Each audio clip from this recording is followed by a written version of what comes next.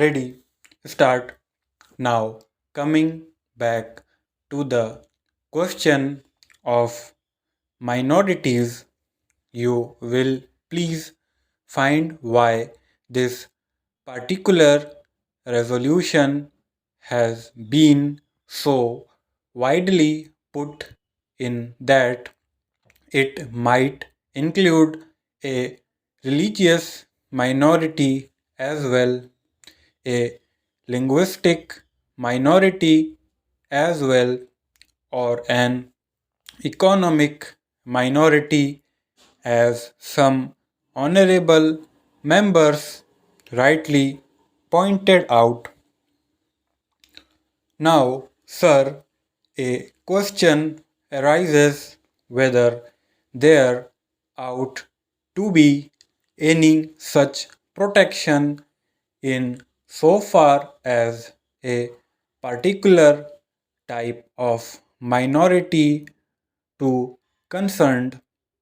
I shall deal with the question of minorities at some length, but you will please find, sir, what the honorable mover wants is that there ought to be a permanent minorities commission.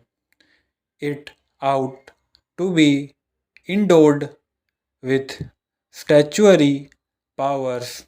Therefore, sir, an attempt is being made for the first time by my honorable friend for driving a wedge between a community and a community.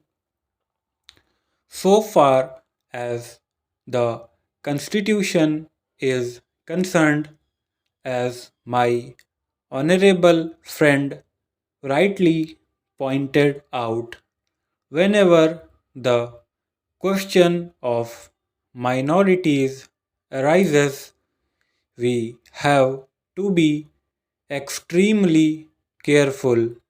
The Constitution is a very sacred document which has embodied all the different aspects of the common question of India's nationality. India is one in spite of different types of languages and religions, but in the midst of all these diversities, we have to develop a common nationality.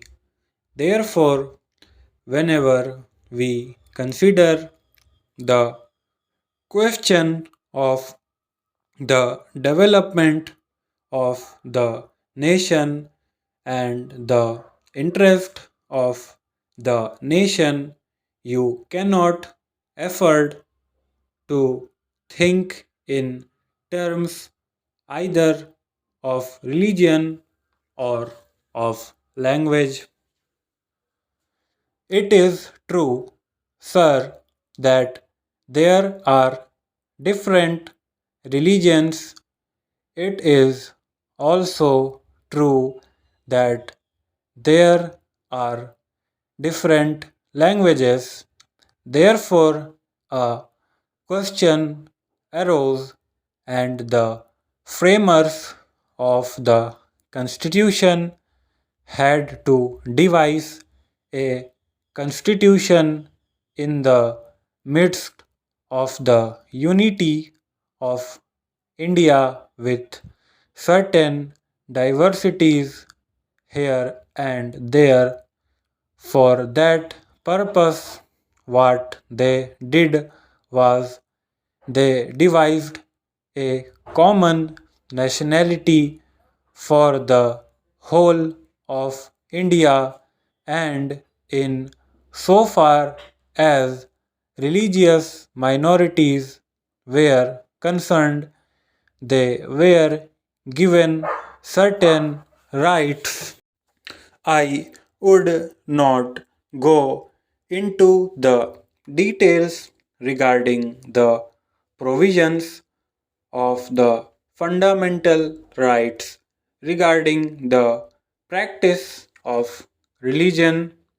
Central certain rights have been given to the religious minorities, and beyond that, it would be not proper to bring in the religious minorities for political rights.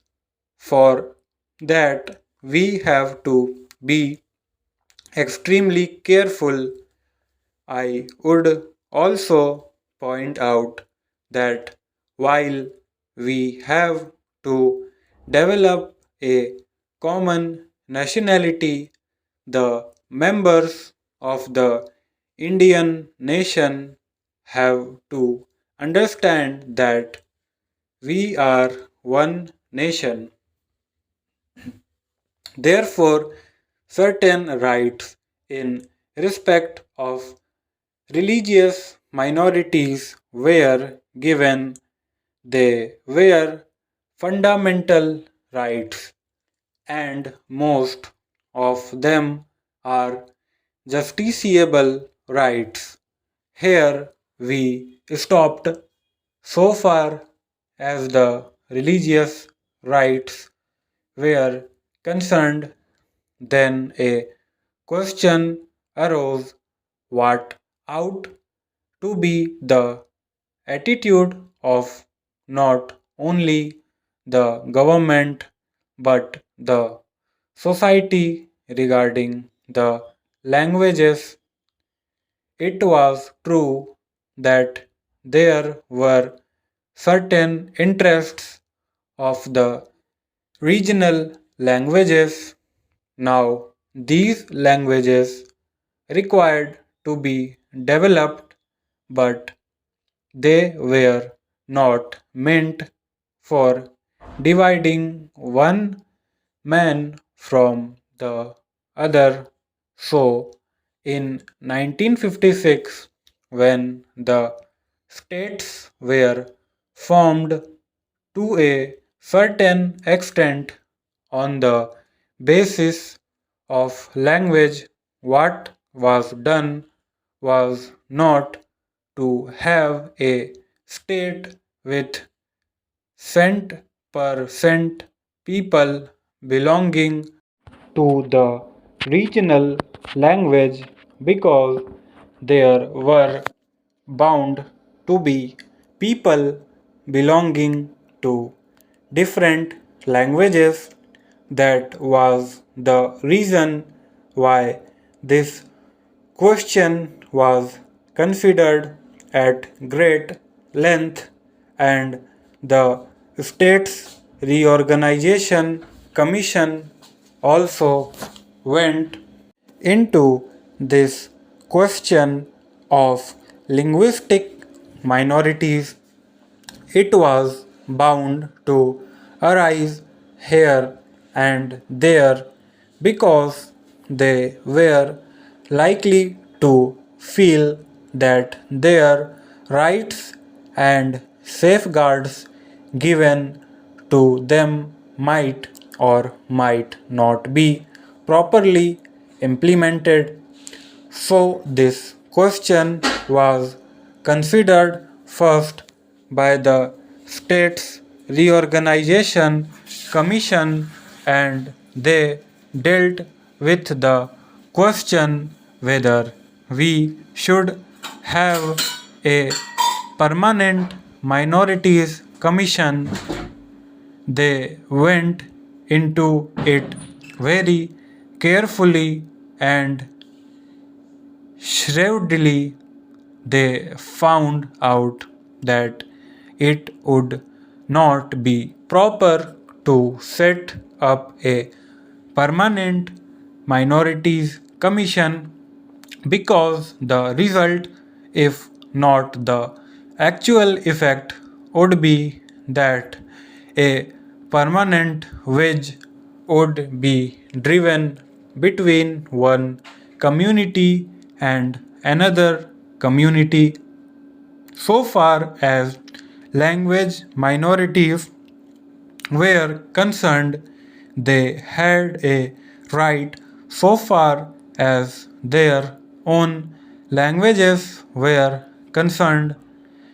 They had also an obligation to understand the language of the majority in the particular state.